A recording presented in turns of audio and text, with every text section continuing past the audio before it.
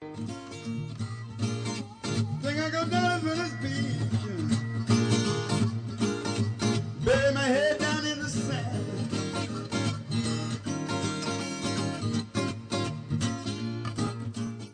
I do not think it's specific in the ordinance as to what is commercial and what isn't. It says inextricably intertwined. It can be anything. The belts are colored therapy. Everything, anything can be out there. And what you're saying, I can't believe you believe your own words, Mark. Yeah, really.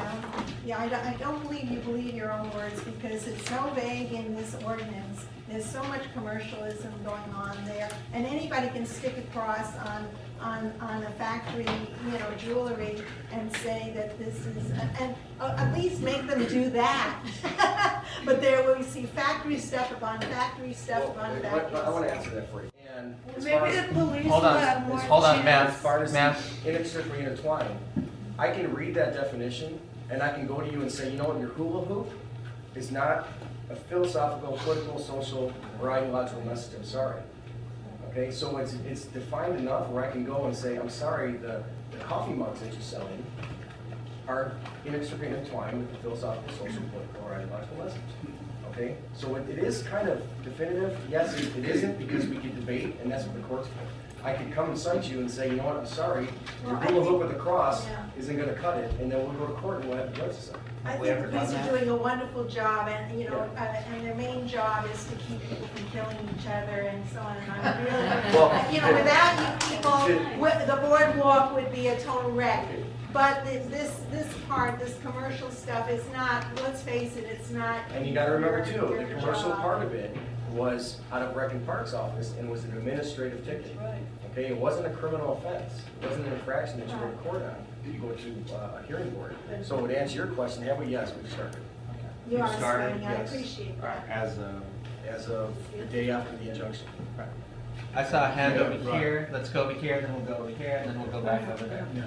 I'm sorry. I'm sorry, and I'm a little bit confused because I thought I heard you say early in the beginning of your presentation that vending or commercial vending, however you want to define it, was illegal on the west side of the boardwalk. Well, I live, on Rose in Pacific, and I spend a lot of time on the boardwalk. If that's not vending that's going on there, if they haven't turned it into a swap meet in the past 5 weeks, if people that are paying rent to sell T-shirts on the east side of the boardwalk don't have a justified complaint about the way the city has handled this, I am missing something. Are we in the same world? That's the question I have, Are you in a matrix where you think that there's not commercial vending going on, that it hasn't gone to the flea market, to put it that way, as opposed to, and I'll tell you something else. I wish I had a before and after picture of the area around Abraham before and after this ruling, because the drum circle that has gone on in front of the Venice Bistro forever on Saturdays and Sundays, I think is well known, was pushed back onto the grass by the tent setup all along there selling jewelry and who knows whatever, save me the gas to go downtown, right, to buy it there. Now, I came this Saturday, artists, 3 artists in a row, plenty of space for the drum circle.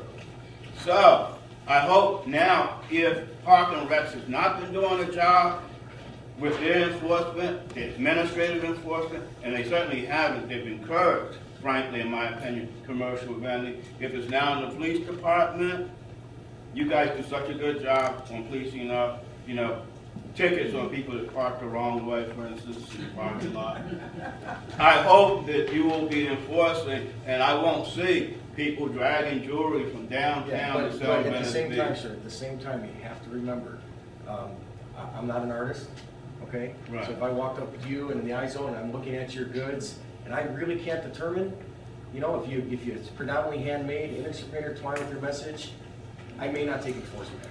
I understand. And that goes and back I don't want okay. to. But I'm talking about the blatant ones. Yeah, they are blatant mugs, ones. belts, Right. shoes, hats, liquor Right. stuff, things like that. Yeah. We can start with the blatant ones. Yeah. You clear out the blatant ones. And we may even allow the modular ones to stay. I mean, I don't know. All right. And we have been given this inextricably intertwined language from the Ninth Circuit Court, and that's what we have to deal with. And I would ask that, you know, in the I zone, and I'm excited to hear that you guys have started this, but in the I zone, that we do go down, and we do make determinations of what is and isn't inextricably intertwined, and we do start cases on that basis. And on the P zone, the judge said, you know, you can give away things, they have to be free. And you can accept donations, not necessarily in exchange for giving away things, but you can accept donations. And he even put something in the law about that. And we need help from the police in addressing that issue in the P zones. There's a lot of threats and intimidation out there. And for citizens to go down and say, hey, give me my free item today and every day, it's like asking for big time trouble.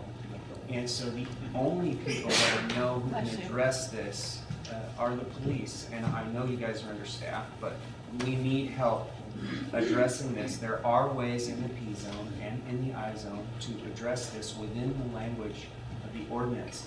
Now, it also seems to me that we are, look, I'm not a Supreme Court justice or even a Circuit Court justice. I don't know the Constitution like some of you do, but I see a situation where the language that is coming down from these places is not really meting out the kind of justice that I think it should. I understand there's a right to free speech, but I also understand there's a right to quiet enjoyment.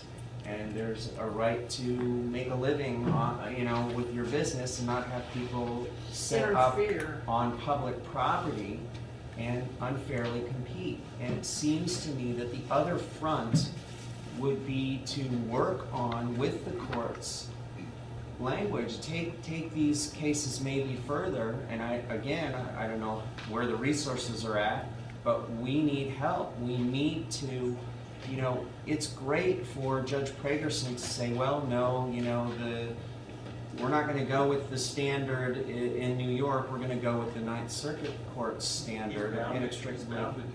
Okay, but maybe we need to go to the Ninth Circuit and say, hey, I got your language, but it's not working for us. Maybe we need to address this further. Yeah, so the way the Ninth Circuit works is cases are tried in federal district court, and some of them are appealed, and not usually by, not usually by the winning party. So the losing party has to make a decision usually whether to appeal a case to the Ninth Circuit Court of Appeals. And then the Ninth Circuit resolves the cases that are brought before it. So you don't just go into the Ninth Circuit justices and have a conversation. It's based on an actual case that arises, and a number of cases have arisen. One of them is the one we're trying now in Pragerson's court, and they've gone to the Ninth Circuit. The Ninth Circuit's given us some rulings. They haven't given us rulings so that we know the answer to every single possible permutation of every question that somebody could ask, but we know, and we've based the law that we've drafted on the laws as they exist right now in the Ninth Circuit. One time we tried to be a little more creative and do something outside of the Ninth Circuit standard that wasn't inextricably intertwined with the standard. The court reminded us that we're bound by the Ninth Circuit. We operate within the Ninth Circuit, and that standard is not New York standard, it's the Ninth Circuit standard. Right, but maybe if we continue to try, and maybe especially if we go in the I zone. Think I go down